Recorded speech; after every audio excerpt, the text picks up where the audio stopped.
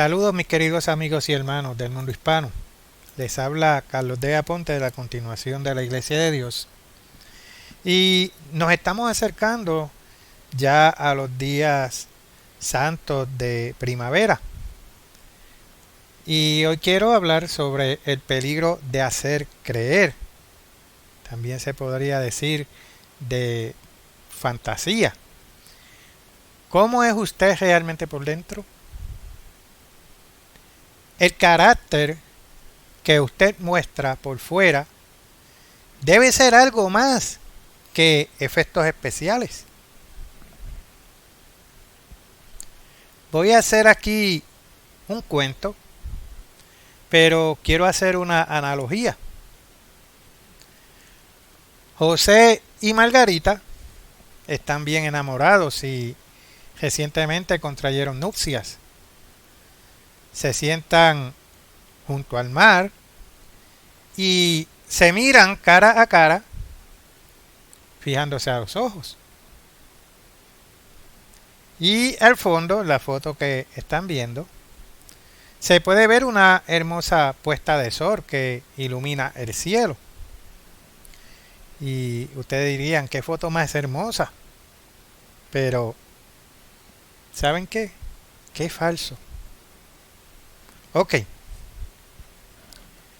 José y Margarita son reales y su amor mutuo es real. Pero José está sentado sobre una pila de bloques y Margarita en un taburete bajo. Y eso es en un estudio fotográfico. El banco del parque, junto al mar, está hecho con algunas tablas viejas que el fotógrafo colocó en dos soportes bajos. ¿Y la puesta de sol? Preguntarán algunos de ustedes. Eso es una imagen proyectada en la pared. El fotógrafo utilizó un lente focal largo para compactar la distancia, aumentando así la ilusión de realidad. Luego arregló la luz para mostrar las siluetas de José y Margarita y calculó la exposición. ¿Y cuál fue el resultado? Una falsificación que solo un experto podría decir que no es real. Solo en la profesión del cine y la fotografía no lo llaman falsificación. Es lo que se conoce como un efecto especial, una elaborada forma de simulación. Y todos hemos visto algunos efectos especiales increíbles creados en la pantalla del cine y la televisión. Y nos hemos preguntado, ¿cómo hicieron eso? ¡Wow! Tremendo, ¿cómo lo hicieron? Hoy en día, la creación de efectos especiales es una profesión altamente cualificada. Es un trabajo para expertos. Algunas técnicas son bien conocidas. Toneladas de piedra de goma espuma que caen sobre el héroe mientras cabalga por un cañón. O una pelea en la cantina cuando los vaqueros se golpean en la cabeza con sillas de basa.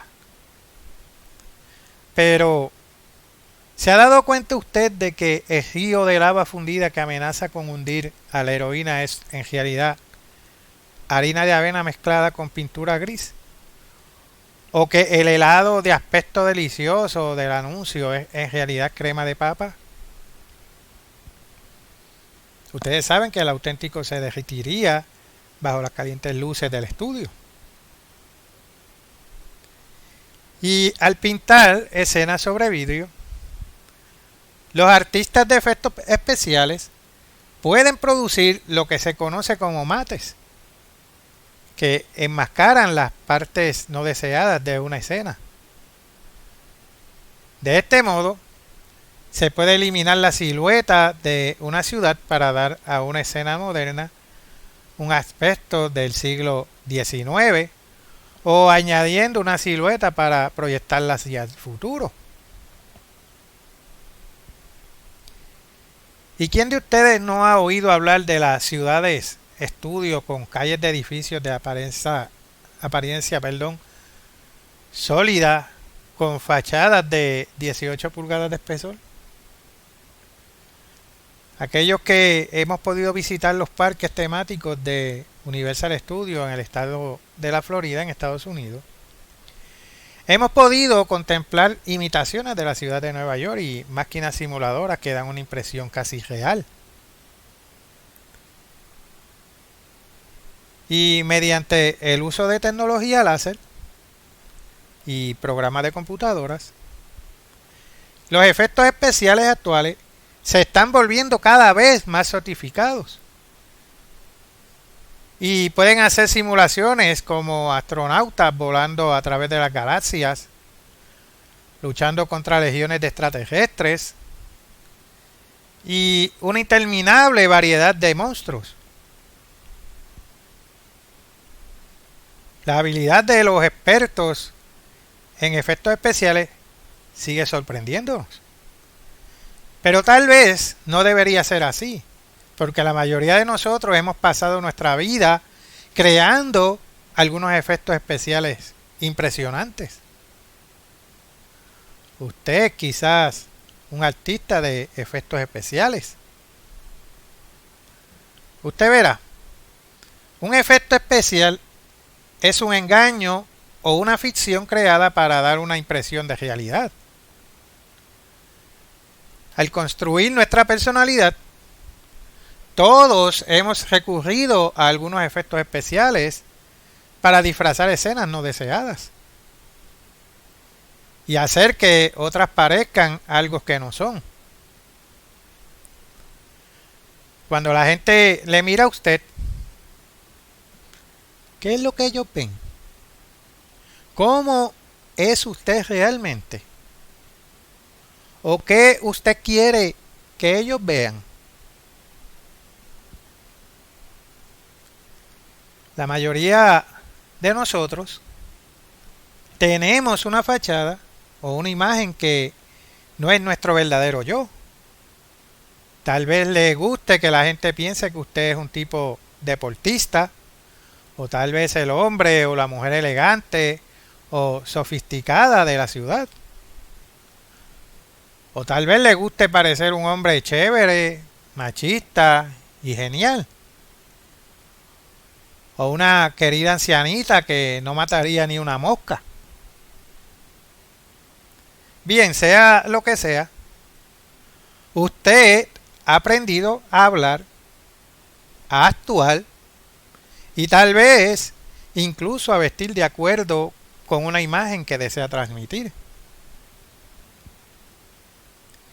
De hecho, usted puede que se haya vuelto tan bueno en su efecto especial que hasta usted mismo se siente engañado. Quizás ni siquiera usted recuerde cómo usted es en realidad. De un modo u otro, usted se ha convertido en un hábil artista de efectos especiales. Pero, ¿qué tiene eso de malo? Nada.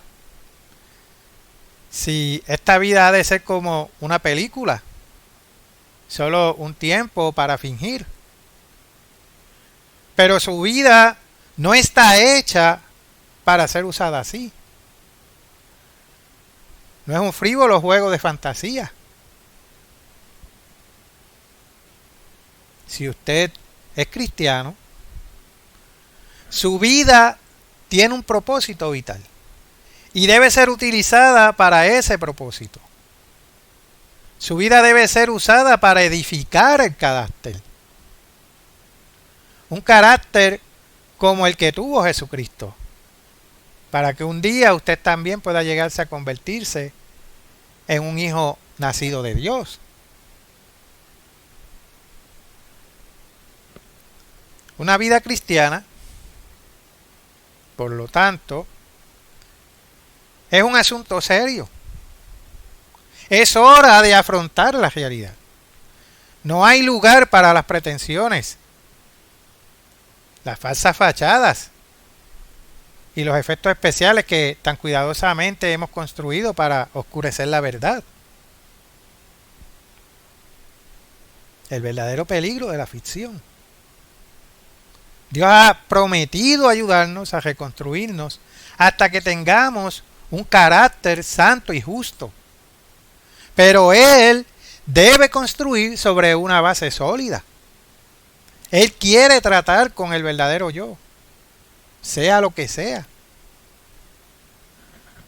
Quiero ir a Efesios, capítulo 4, y vamos a leer el versículo 13. Leamos lo que el apóstol Pablo escribió al respecto. Efesios, capítulo 4, versículo 13. Hasta que todos lleguemos a la unidad de la fe y del conocimiento del Hijo de Dios, a un varón perfecto, a la medida de la estatura de la plenitud de Cristo. El objetivo de Dios es ayudarle a usted a llegar a ser un varón perfecto, a la medida de la estatura de la plenitud de Cristo. Y no solo un parecido convincente. No hay nada particularmente malo en utilizar efectos especiales en la industria cinematográfica. Tienen que hacerlo. De lo contrario, las cosas simplemente no se verían bien.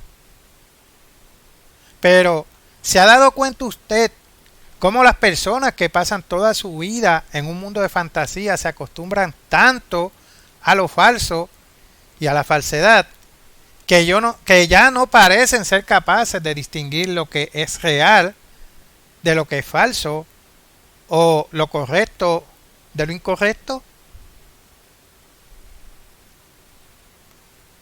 Muchos actores y estrellas de cine se enorgullecen de su enfoque cosmopolitan,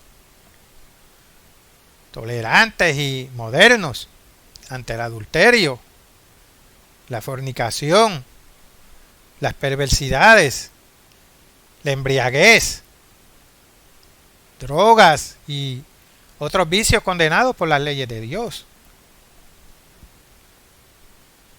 Incluso ciudades enteras se han hecho famosas por sus estilos de vida permisivos y liberales.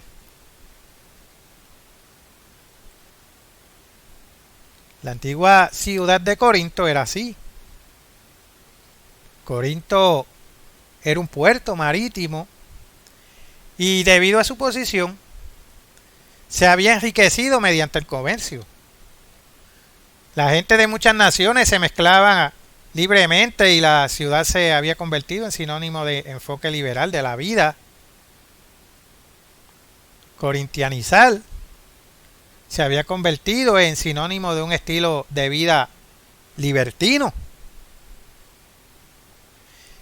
Y esta actitud impregnó la sociedad corintia e incluso había afectado a los miembros de la Iglesia de Dios que el apóstol Pablo había levantado allí. Se habían vuelto tan liberales en su forma de pensar que cuando un miembro se vio envuelto en una relación incestuosa con su madrastra, los demás miembros no se escandalizaron. Incluso parecían estar orgullosos de la situación.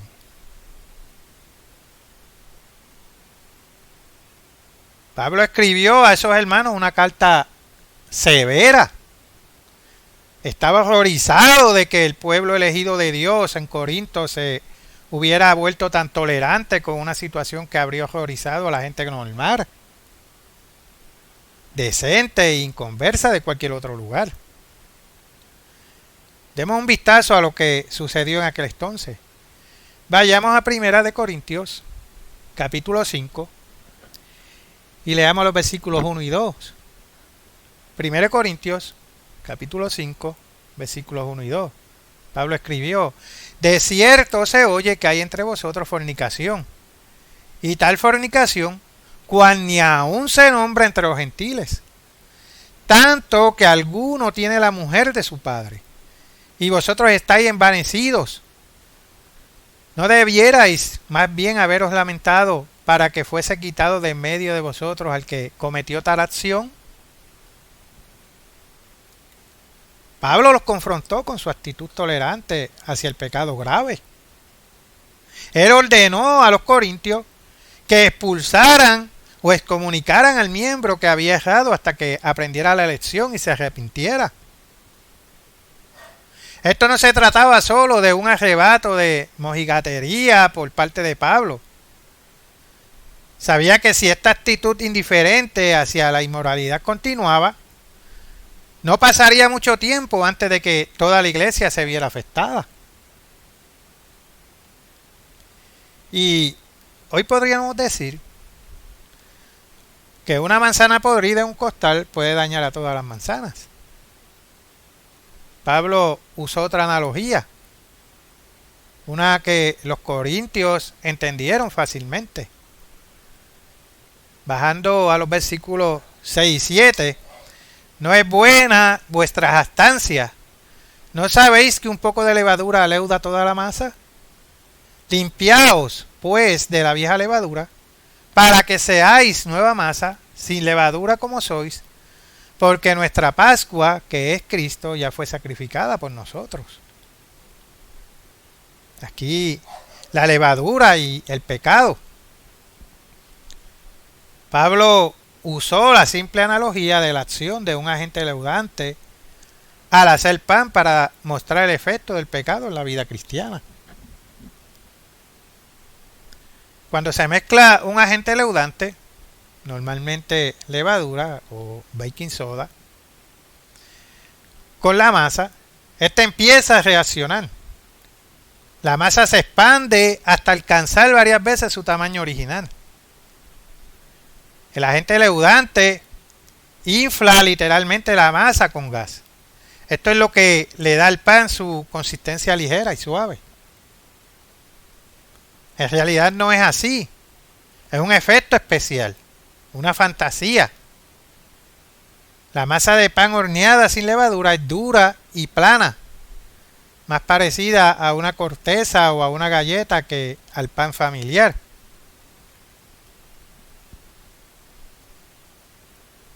La iglesia de Corinto habría sabido exactamente a qué se refería Pablo. Una vez al año, en el primer mes del año, según el calendario bíblico, que hoy se aproxima la primavera en el hemisferio norte, Dios ordenó que se celebrara una fiesta. Y esta fue llamada los días de los panes sin levadura. Veámoslos en el libro de Levítico, capítulo 23, y veamos el versículo 6. Y a los 15 días de este mes es la fiesta solemne de los panes sin levadura al Eterno. 7 días comeréis panes sin levadura. Ahora vemos las instrucciones que se nos da. Pasemos al libro de Éxodo, capítulo 12, y vamos a leer los versículos 18 al 20. Éxodo capítulo 12, comenzando versículo 18. En el mes primero comeréis los panes sin levadura, desde el día 14 del mes por la tarde hasta el 21 del mes por la tarde. Por 7 días no se hallará levadura en vuestras casas, porque cualquiera que comiere leudado, así extranjero como natural del país, será cortado de la congregación de Israel. Ninguna cosa leudada comeréis en todas vuestras habitaciones, comeréis panes sin levadura. Los días de los panes sin levadura duraban 7 días. El primero y el último eran días santos que debían observarse como sábados. Y en cada uno de los 7 días en que el pueblo comía pan, se suponía que comieran pan sin levadura, pan horneado sin efectos especiales. Además, se les dijo que literalmente sacaran de sus casas todos los agentes leudantes y todos los productos que contuvieran levadura, de acuerdo al mandamiento. Ahora, ¿llegó Jesús a guardar esta fiesta? Vayamos a Marcos, capítulo 14, versículo 12. Marcos, capítulo 14, versículo 12. El primer día de la fiesta de los panes sin levadura, cuando sacrificaban el cordero de la Pascua, sus discípulos le dijeron: ¿dónde quiere que vayamos a preparar para que comas la Pascua? Ahora pasemos a Lucas, capítulo 22, y leamos el versículo 7. Llegó el día de los panes sin levadura, en el cual era necesario sacrificar el cordero de la Pascua. Jesucristo observó esta fiesta cuando Él estuvo en la tierra, y también los panes sin levadura, e incluso actualmente menos la observan. Esto no debería ser así, pero esa fiesta solamente era para aquellos días. ¿Creen que era para aquellos días? Veamos el mandamiento que se dio. Vayamos al libro de Éxodo, capítulo 12, versículo 17. Éxodo, capítulo 12, versículo 17. Y guardaréis la fiesta de los panes sin levadura, porque en este mismo día saqué vuestras huestes de la tierra de Egipto. Por tanto, guardaréis este mandamiento en vuestras generaciones por costumbre perpetua. Dios ordenó que estos días fueran observados por su pueblo para siempre. Jesús no dijo en ninguna parte que no debíamos guardarlos. Él ordenó todo lo contrario. Vayamos a Mateo, capítulo 5, y vayamos al versículo 17. Mateo, capítulo 5, empezando el versículo 17. No penséis que he venido para abrogar la ley o los profetas. No he venido para abrogar, sino para cumplir. Porque de cierto os digo que hasta que pasen el cielo y la tierra, ni una jota ni una tilde pasará de la ley hasta que todo se haya cumplido. De manera que cualquiera que quebrante uno de estos mandamientos muy pequeños, y así enseñe a los hombres, muy pequeño será llamado en el reino de los cielos. Mas cualquiera que los haga y los enseñe, este será llamado grande en el reino de los cielos.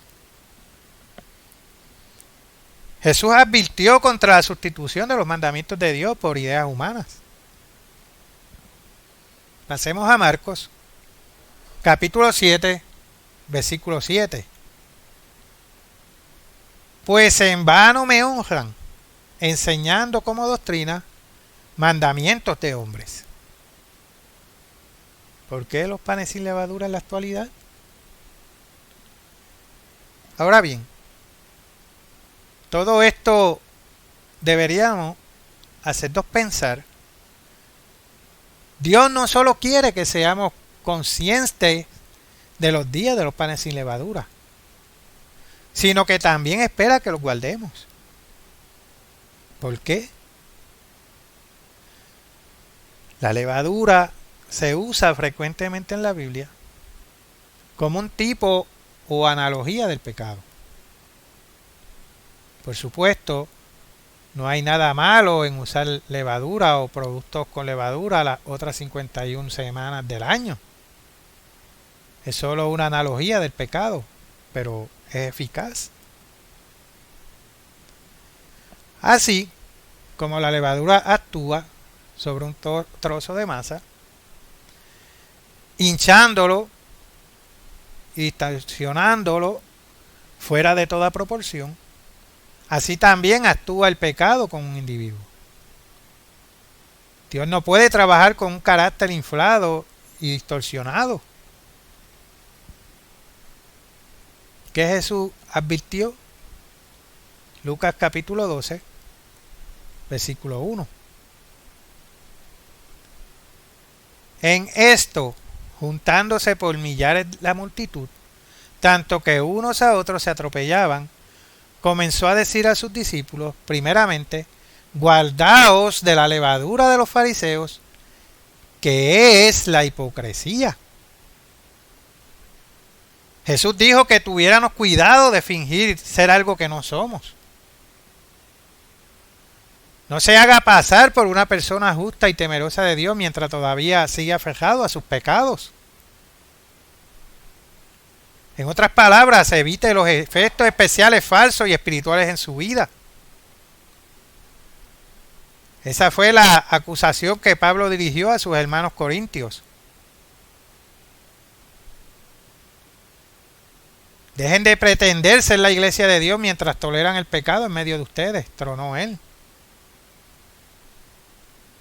Si el miembro incestuoso persiste en su comportamiento reprensible, expulsarlo antes de que contamine al resto de vosotros. Enfrenta la verdad. No sean hipócritas. Sean sinceros.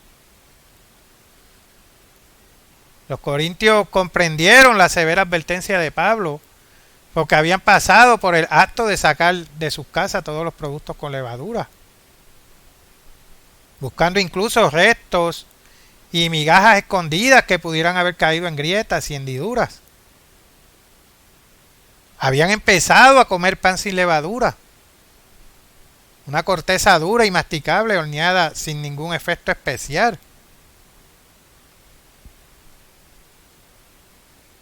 Ahora Pablo les estaba enseñando el punto espiritual. La levadura era un tipo de sus pecados. Pecados que tenían que ser localizados y eliminados. El pan horneado sin efectos especiales era un tipo de carácter y actitud sólido, genuino y fundamental sobre lo que Dios puede edificar.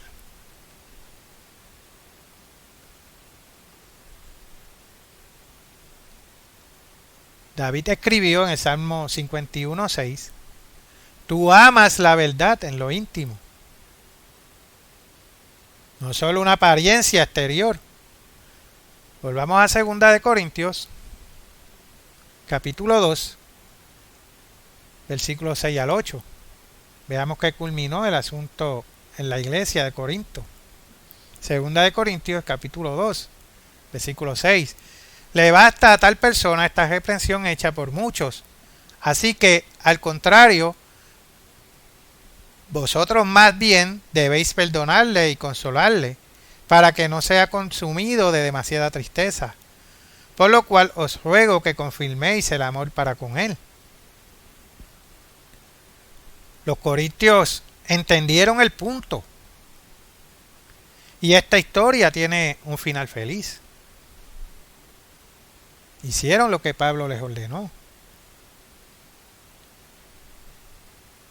El hombre, a fin de cuentas, se arrepintió de sus pecados y Pablo le ordenó que fuera restaurado a la plena comunión.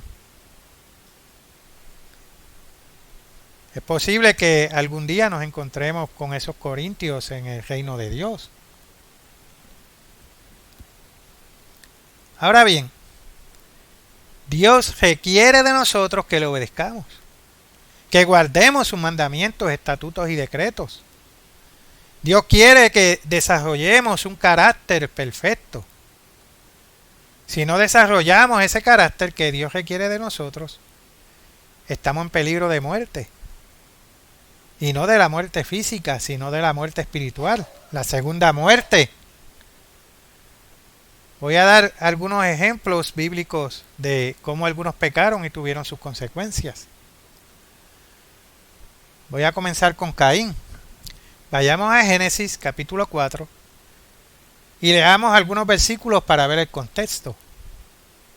Comenzaremos a leer el versículo 3. Génesis capítulo 4, versículo 3. Y aconteció, andando el tiempo, que Caín trajo el fruto de la tierra, una ofrenda al Eterno.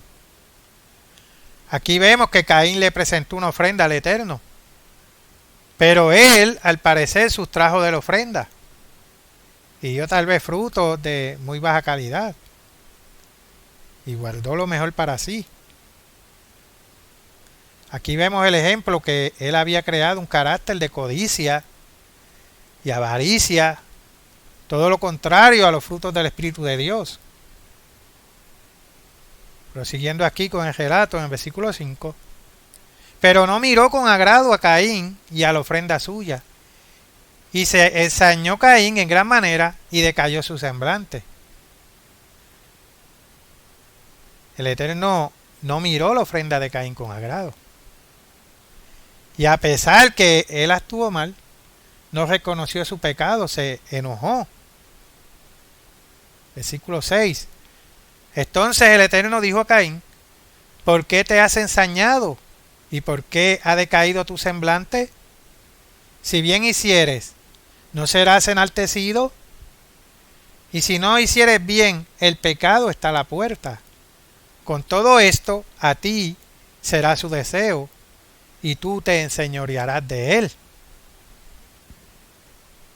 Dios le estaba dando la clave para que cayera en cuenta y enmendara su falta. Pero él no escuchó, y veamos cuál fue su proceder, versículo 8. Y dijo Caín a su hermano Abel: salgamos al campo. Y aconteció que estando ellos en el campo, Caín se levantó contra su hermano Abel y lo mató. Y el Eterno dijo a Caín: ¿dónde está Abel tu hermano? Y él respondió: no sé.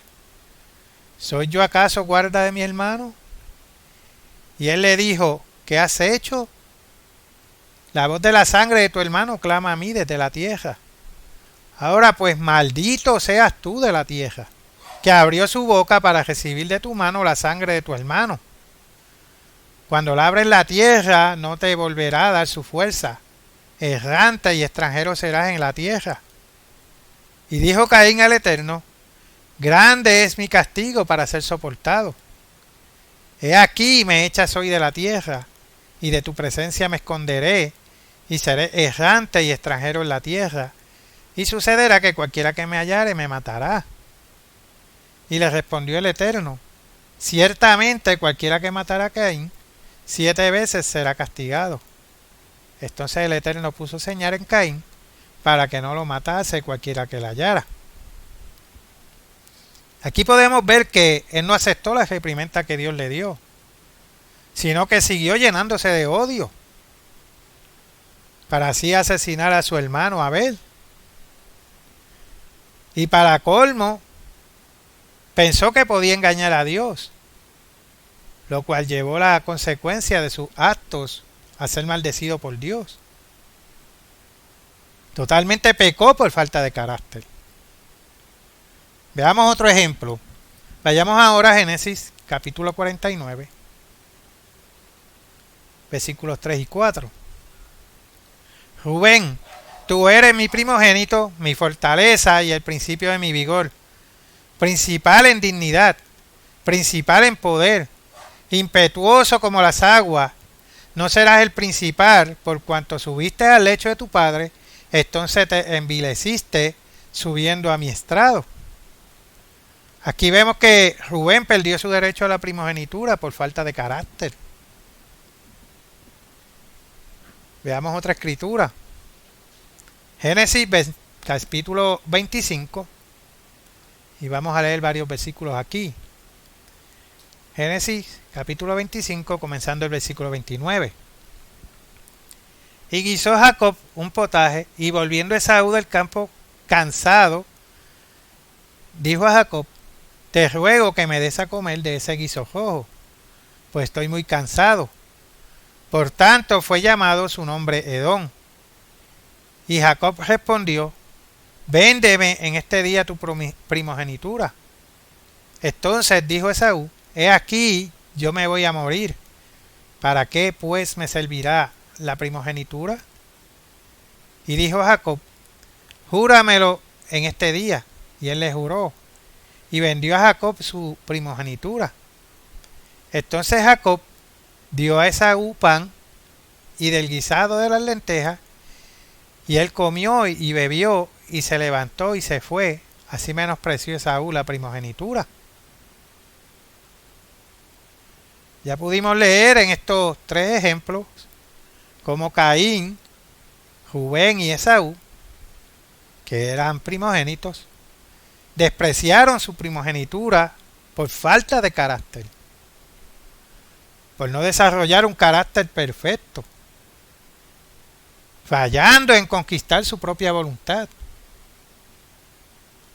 Hoy nosotros somos las primicias, los primeros frutos. Tenemos que vencer nuestras debilidades, vencer nuestra voluntad. Si nos sometemos a Dios y nos dedicamos al estudio de la palabra de Dios y a la oración, el Espíritu de Dios nos encamina a vencer. Debemos huir del pecado tal como lo hizo José y otros siervos de Dios. Vayamos a Génesis capítulo 39 y comenzaremos a leer en el versículo 2. Mas el Eterno estaba con José y fue varón próspero y estaba en la casa de su amo el egipcio.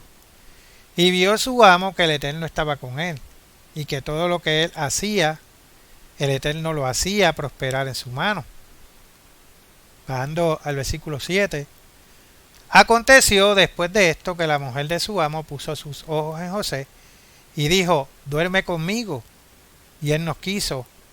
Y dijo a la mujer de su amo: he aquí que mi señor no se preocupa conmigo de lo que hay en casa, y ha puesto en mi mano todo lo que tiene.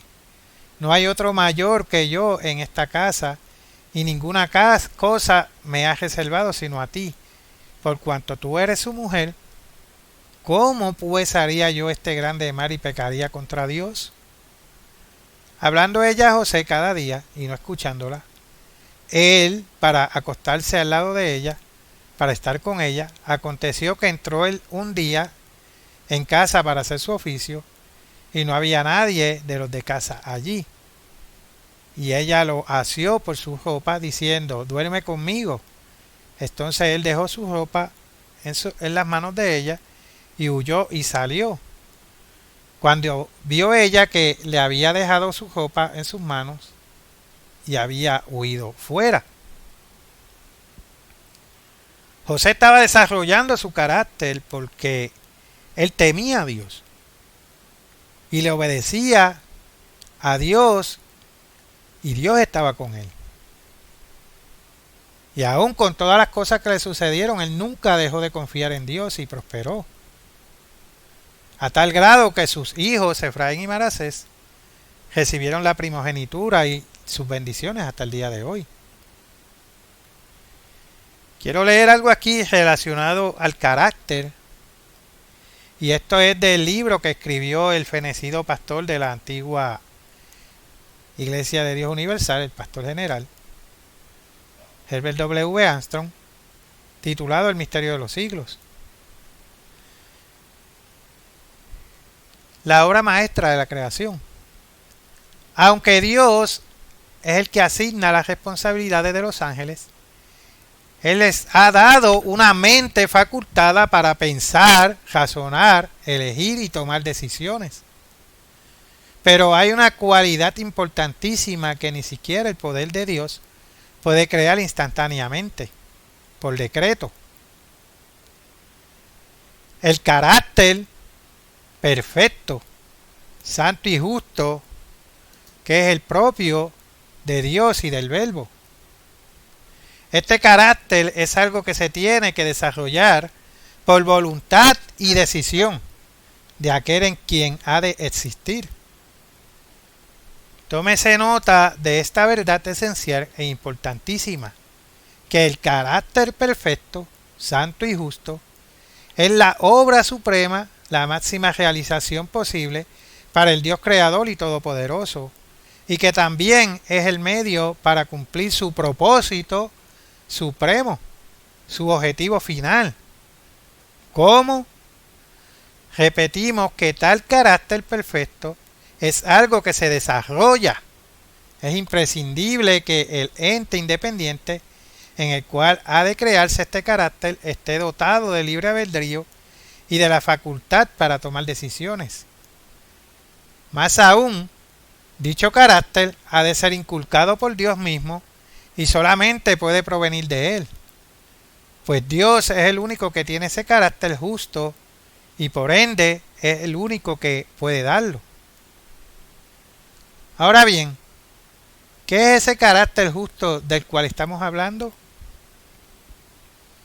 El carácter perfecto, santo y justo es la capacidad en un ente independiente de llegar a discernir el camino correcto y verdadero del falso, de entregarse voluntaria, total e incondicionalmente a Dios y su camino perfecto, y de acatar a Dios y rendirse ante Él, de decidirse a vivir bien y a obrar bien aún en contra de las tentaciones y los deseos.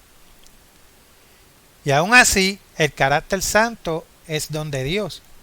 Se recibe al entregarse a Dios para que Él inculque su ley, su camino de vida, dentro del ente que así lo decide y así lo desea. Este carácter perfecto pues solamente puede venir de Dios y se inculca en el ente creado por Él cuando éste así lo desea voluntariamente, pero solo después de pruebas severas. Y esto es del Misterio de los Siglos, de Herbert W. Armstrong, páginas 58 y 59.